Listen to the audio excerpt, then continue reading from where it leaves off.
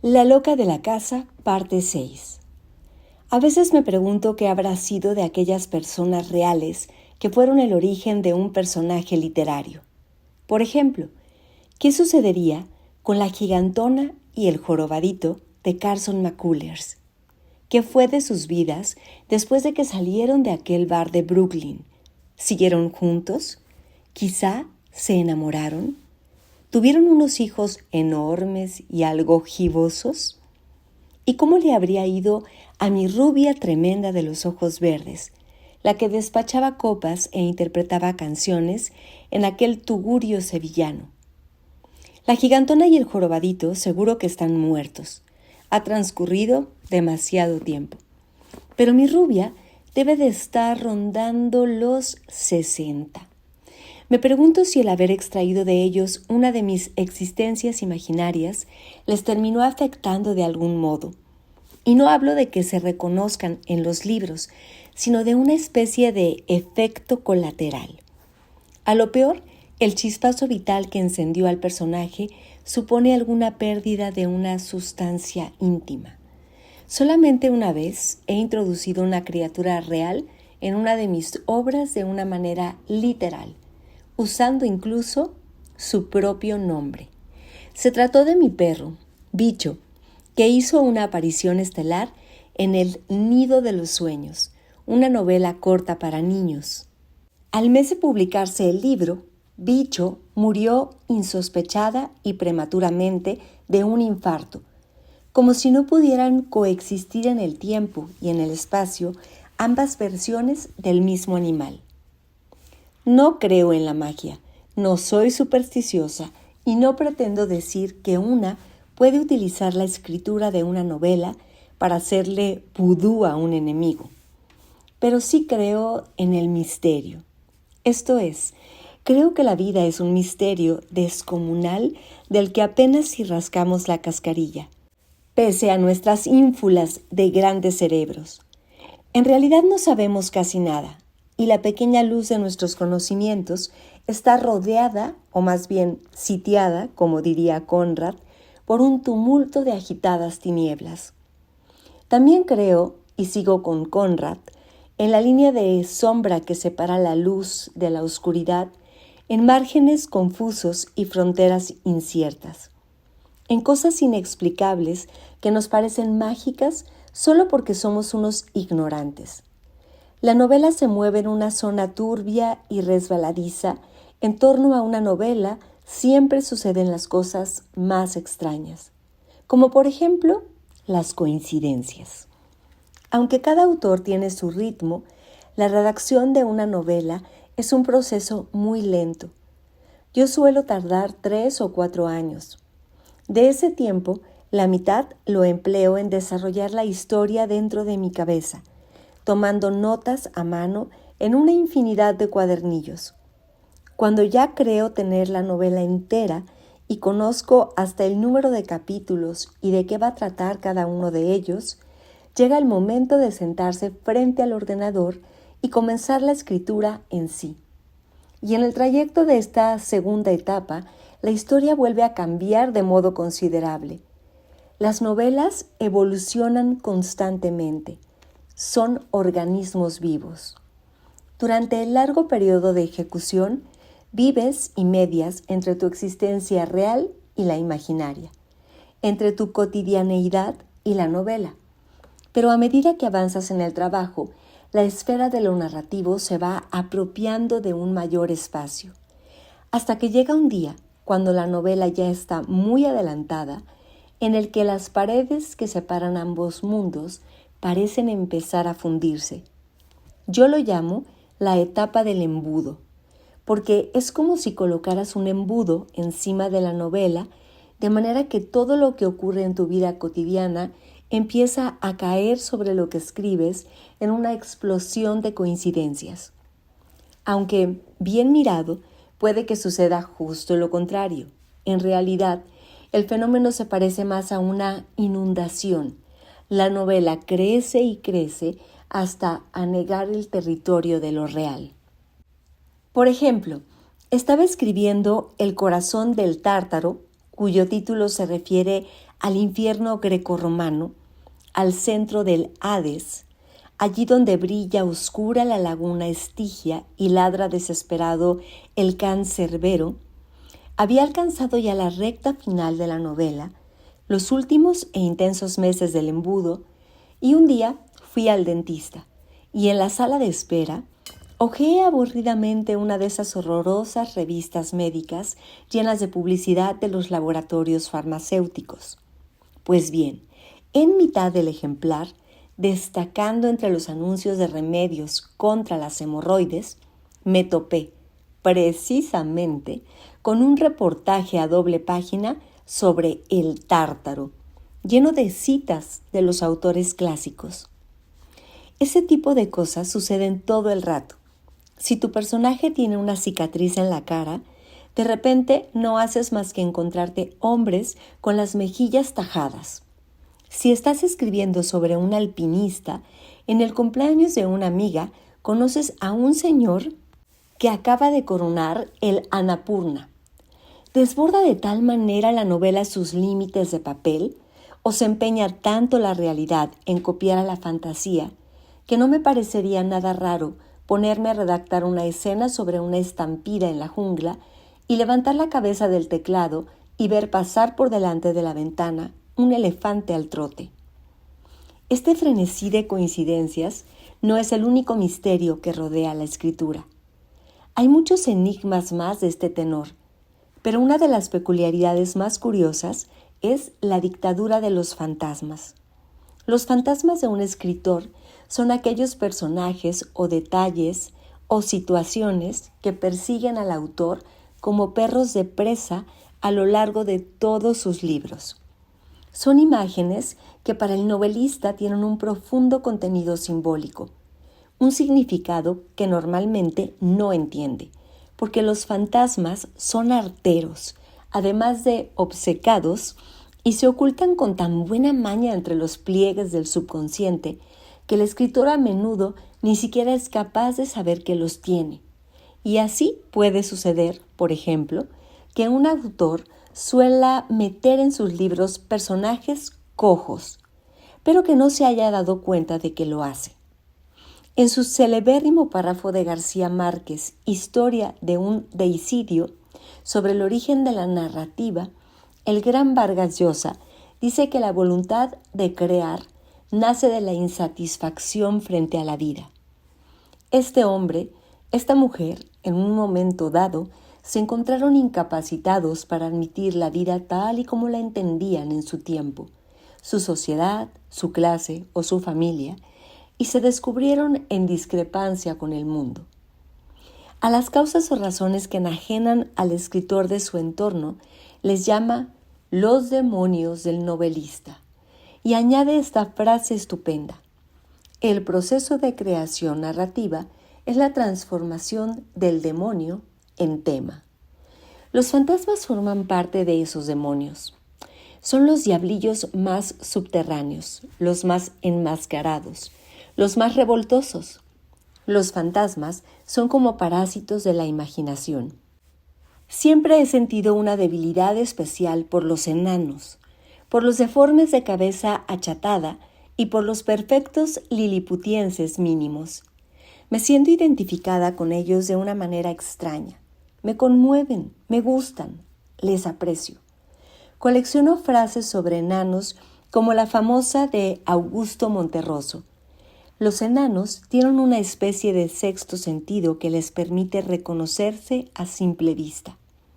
Y fotos de enanos, como el emocionante retrato de Lucía Zárate, una liliputiense del siglo XIX que era exhibida por los circos y cuyo rostro, herido por la pena, fue otra de las semillas de Bella y Oscura. También recopilo anécdotas de enanos, como esta historia supuestamente cierta que me contó el genial periodista mexicano Pedro Miguel. Un tipo se separó y cedió el domicilio familiar a su exmujer. Necesitaba un lugar donde meterse y por economía se marchó a un pueblo próximo a la ciudad y alquiló una casa.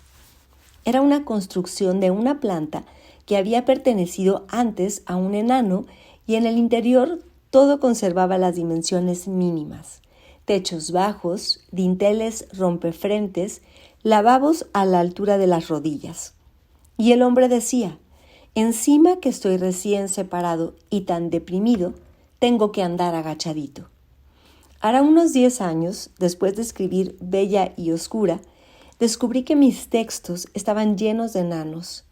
No pude por menos que advertirlo, porque la protagonista de esa novela es una liliputiense llamada Airelai, uno de los personajes que más quiero de todos cuantos he imaginado.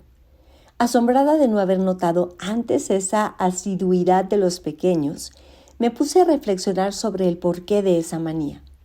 Mi laboriosa razón propuso varias explicaciones razonables, como, por ejemplo, el hecho de que el enano es un ser crepuscular y fronterizo a medio camino entre la niñez y la adultez.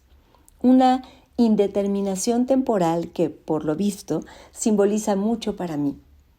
Con estas y otras juiciosas consideraciones, archivé el asunto en el convencimiento de que, una vez descubierto el fantasma y tras haberlo instalado en el nivel consciente, ya no volvería a imaginar ningún enano más, porque ya hemos dicho que la creación necesita salir de lo más hondo, fluir sin razón y sin trabas desde lo informe.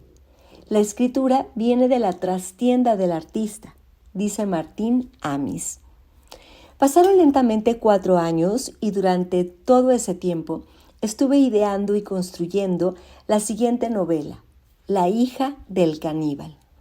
Terminé al fin la obra, entregué el original, corregí galeradas, presenté el libro y empecé con la promoción.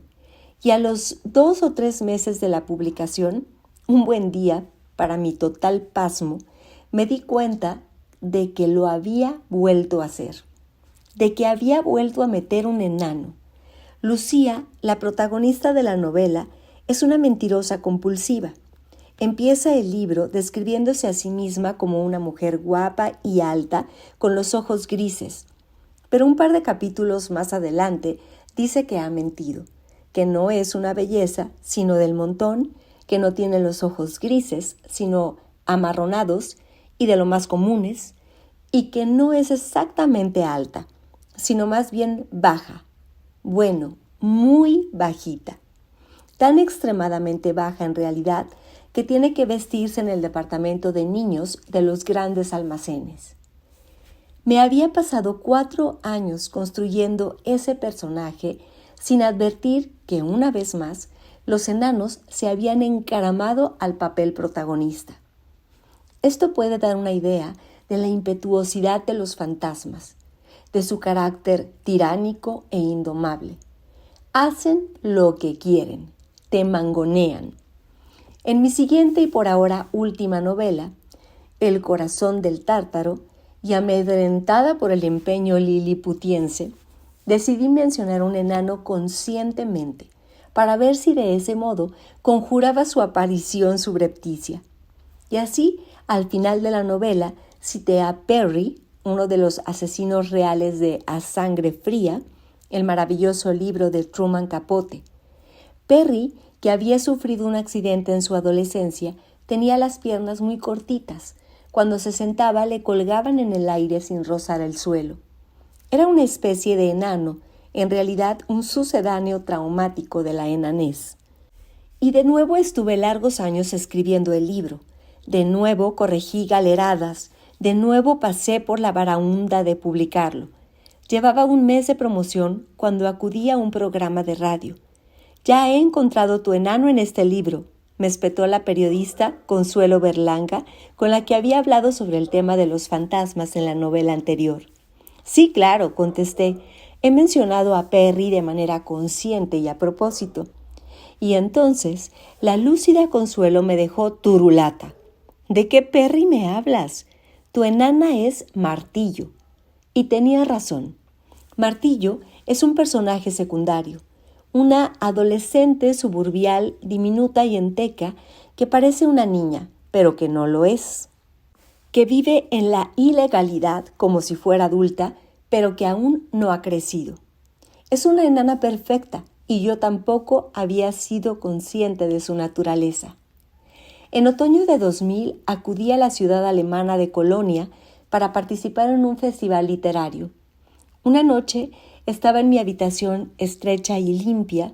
Todos los hoteles económicos de Alemania tienen unas habitaciones tan estrechas y tan limpias como celdas de monje, tumbada, vestida sobre la cama y haciendo aburridamente zapping en la televisión, porque no comprendo palabra de alemán, y todos los canales eran germanos, cuando me sucedió algo extraordinario.